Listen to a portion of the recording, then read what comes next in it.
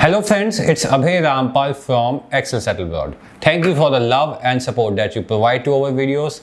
आज की video dedicated है स्टूडेंट काउंसलिंग पे। हमने अपने ऑफिसेस विजिट किए, मैं स्टूडेंट्स को पर्सनली मिला एंड उनकी क्वेरीज, उनकी complain regarding Australia study visa हमने डिस्कस की कि एक्चुअल में स्टूडेंट्स को क्या प्रॉब्लम आ रही है जब वो एजेंट्स के ऑफिस विजिट कर रहे हैं।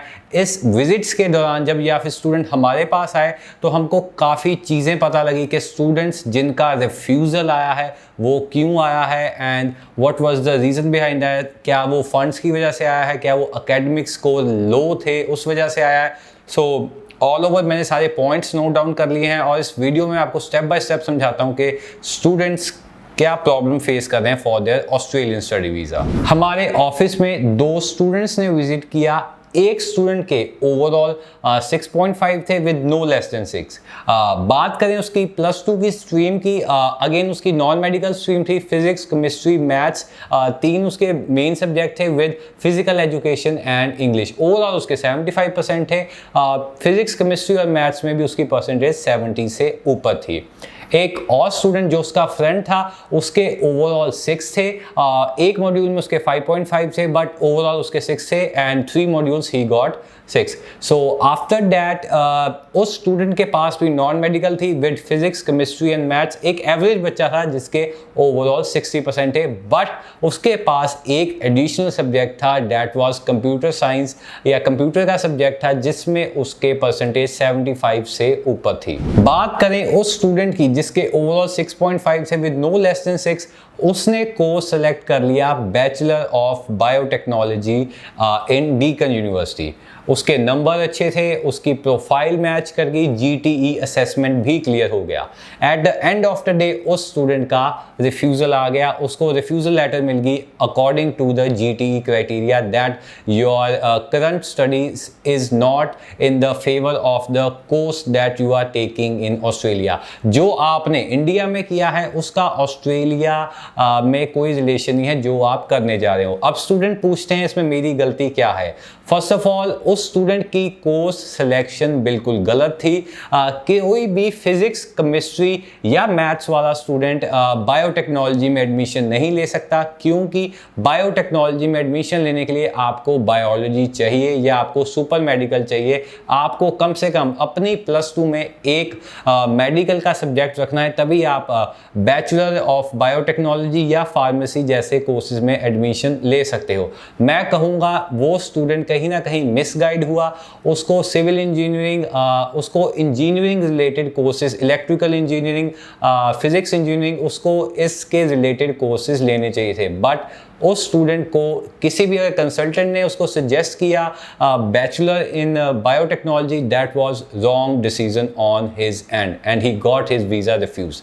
अब मैं बात करूं उस स्टूडेंट की जिसके ओवरऑल 6 से एक मॉड्यूल में उसके 5.5 से ही गॉट हिज वीज़ा, बट उसका कोर्स काफ़ी रेलिवेंट था। जैसे मैंने बताया कि उस स्टूडेंट के पास कंप्यूटर साइंस जैसा सब्जेक्ट था, तो कंप्यूटर साइंस में उसके 75% थे। उसने एडमिशन लिया bachelor of information technology in La Trobe university. उसको डायरेक्टली उस यूनिवर्सिटी में एडमिशन मिल गई and he got his visa quite easily. So आप देखिए कहीं ना कहीं कोर्स रेलेवेंसी का मैटर, चाहे कनाडा हो, ऑस्ट्रेलिया हो या यूके हो, आपका कोर्स हमेशा रेलिवेंट होना चाहिए। नॉन मेडिकल वाले बच्चे स्पेसिफिकली काफ़ी कंफ्यूज रहते हैं कि उनको कौन से कोर्सेज लेने चाहिए। नॉन मेडिकल के स्टूडेंट्स को सिर्फ इंजीनियरिंग, अगर आपके पास कंप्यूटर के सब्जेक्ट हैं तो आप आईटी में भी एडमिशन ले सकते हैं। एक और स्टूडेंट जिसकी मैं आपके साथ प्रोफाइल या उसकी एक स्टोरी शेयर करना चाहता हूं कि उस स्टूडेंट ने अपने फंड्स अपने एजेंट के थ्रू शो करवाए हुए थे। उसके एजेंट ने उसके अकाउंट में 25 लाख की एफडी शो करवाई थी that was around 3 to 4 months old and he got his refusal again on the GTE criteria. Again financial capacity पे उसकी रिफ्यूजल आ गई। अगर मैं स्टूडेंट की प्रोफाइल डिस्कस करूं तो आप भी काफ़ी हैरान हो जाएंगे। स्टूडेंट ने ग्रेजुएशन की है 2021 में, आइल्स में उसके 7 है with no less than 6.5। He has take admission into masters of public health in Deakin University. So university काफ़ी अच्छी थी, यूनिवर्सिटी की तरफ से GTE क्लियर भी हो गई। ये मैं बात कर रहा हूँ फेब एंड मार्च इनटेक की।